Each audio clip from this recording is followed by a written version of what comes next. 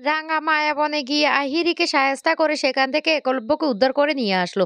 হ্যাঁ বন্ধুরা, এমনটা হতে চলেছে আজকের পর্বে। বিস্তারিত জানতে ভিডিওটিতে লাইক দিয়ে চ্যানেলটিকে সাবস্ক্রাইব করে পুরো ভিডিওটি তোমরা দেখতে থাকো।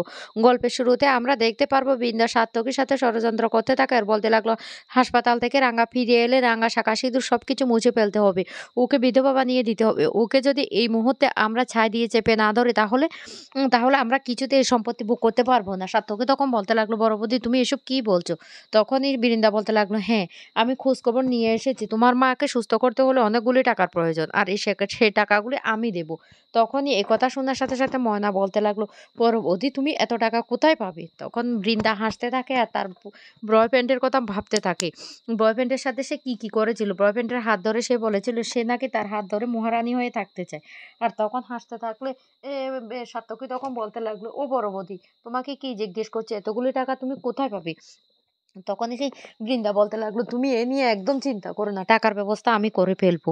অন্যদিকে দেখা যায় রাঙা হাসপাতালে চিৎকার করে বলতে লাগলো, এ মা তোকে আমি বলছি উড়ান বাবুর কিচ্ছু হয়নি, আমি তোকে কথা দিচ্ছি আমি তোর ছেলেকে ফিরিয়ে নিয়ে আসবো। আমার মন বলছে উড়ান বাবুর কিচ্ছু হয়নি, উড়ান বাবু সুস্থ আছে। মা মা তুই কথা বল।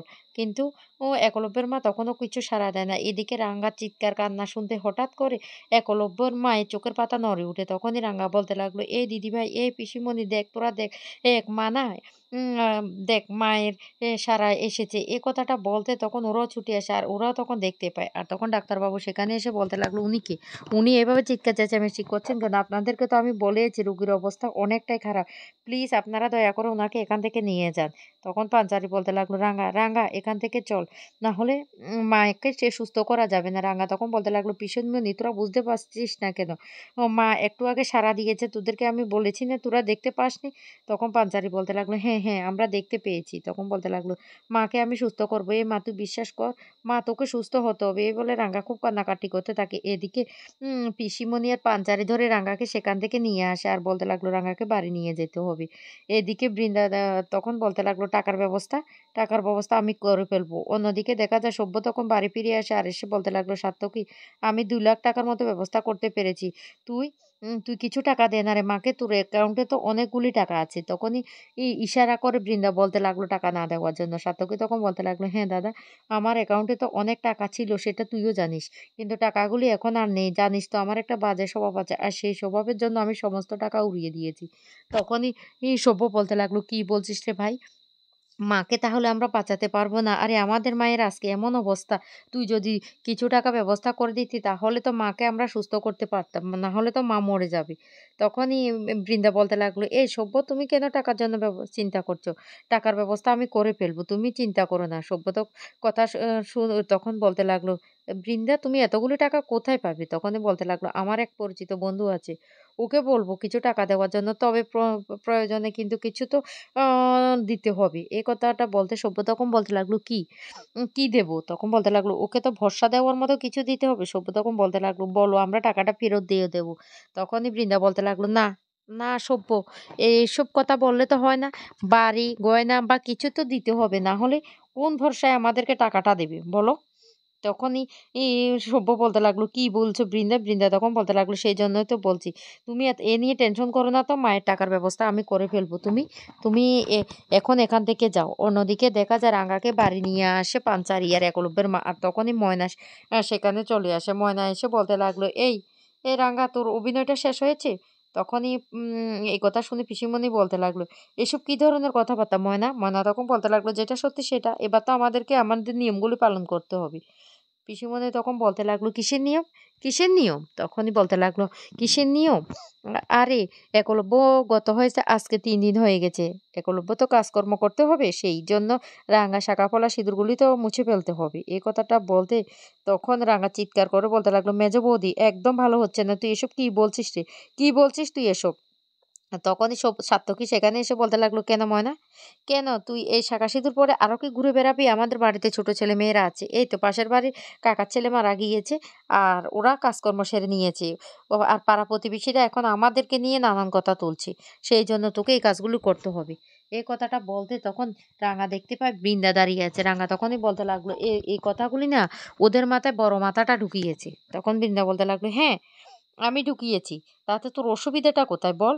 আমাদেরকে তো সমাজ নিয়ে বসবাস করতে হবে। সমাজের লোকজন এদিকে আমাদের বাড়ি ব্যাপার নিয়ে বিভিন্ন ধরনের কথা বলছে। আমাদেরকে তো সে কাজটা করতে হবে।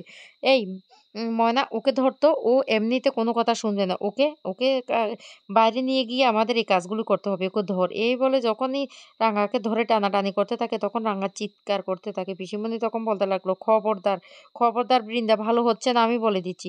সার্থকী তখন বলতে লাগলো, "পিসিমণি তুমি আমাদের ব্যাপারে একদম কথা বলতে আসবে না। একদম কথা বলতে আসবে না।" পাঞ্চারি তখন বলতে লাগলো, এই সার্থকী তুই পিসিমণির সাথে এভাবে কথা বলছিস? তুই এভাবে কথা বলতে পারিস?" তখন বলতে লাগলো, "এই শোন আমি তোর সাথে এভাবে কথা বলব। তোরা কেউ রাঙ্গার ব্যাপারে কথা বলতে আসবি না।"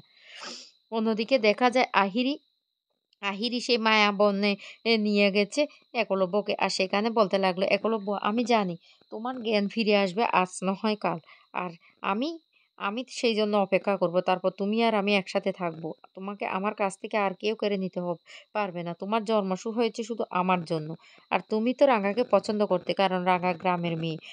আমি সেইজন্য তোমাকে একটা গ্রামেই নিয়ে এসেছি। আর আমি দেখো গ্রামের মেয়েদের মতো কস্টিউম পড়েছি। তোমার পছন্দ হচ্ছে না?" এই বলে রাঙা যেভাবে কথা বলে সেভাবে কথা বলতে থাকে। এদিকে রাঙা চিৎকার করে বলতে লাগলো, "শুন মেজদাদা বাবু, শুন বড় বৌদিদি তোদেরকে একটা কথা বলছি। আমার উড়ানবাবুর কিচ্ছু হয়নি। আমার মন বলছে উড়ানবাবু বেঁচে আছে। আমি উড়ানবাবুকে খিজিয়ে আনবো। তোরা তোরা আমাকে ছেড়ে দে।" কিন্তু ওরা কিছুতেই ছাড়ে না। তখনই ওদেরকে উচিত শিক্ষা দিয়ে রাঙা সেখান থেকে পালিয়ে যায় আর বলতে লাগলো, "আমি উড়ানবাবুকে ফিরে নিয়ে তারপরে এই বাড়ি ফিরে আসবো।" এদিকে পাঞ্চারি আর পিসিমণি চিৎকার করতে থাকে, "রাঙা, রাঙা" বলে। রাঙা তখন বলতে লাগলো, "না রে পিসিমণি, না রে দিদিভাই, আমি এ বাড়িতে থাকবো না। আমি যতক্ষণ না পর্যন্ত উড়ানবাবুকে ফিরিয়ে আনতে পারি ততক্ষণ পর্যন্ত আমি এ বাড়িতে থাকবো না।" এই বলে রাঙা সেখান থেকে পালিয়ে যায়। এদিকে বৃন্দার সার্থকী বলতে লাগলো, "ও তো পালিয়ে গেল, ওকে ধরতে হবে তো সার্থকী।" সার্থকী তখন বলতে লাগলো, "এবার কি করব?"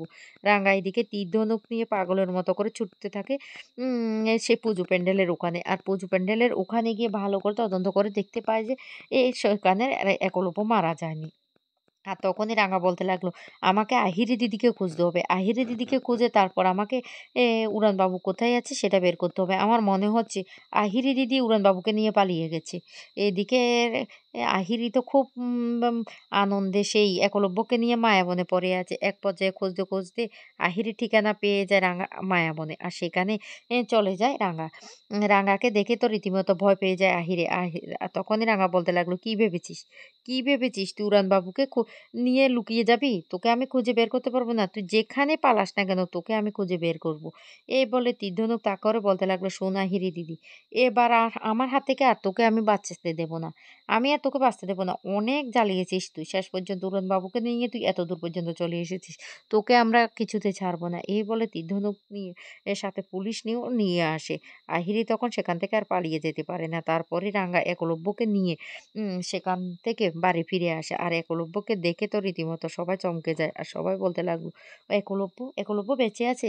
তখন রাঙা বলতে লাগলো, "কিরে তোরা না বলেছিলি আমার উড়ানবাবু মারা গিয়েছে? এবার এবার দেখ আমার উড়ানবাবুর কিচ্ছু হয়নি। আমি বলেছি না?" কিন্তু উড়ানবাবু তখনও কোনো কিছুই মনে করতে পারে না। কারণ সে ব্লাড কানেকশন এর পর থেকে না উড়ানবাবুর কিচ্ছু মনে করতে পারে না। তখন রাঙা বলতে লাগলো, "আমি উড়ানবাবুকে সুস্থ করবই।"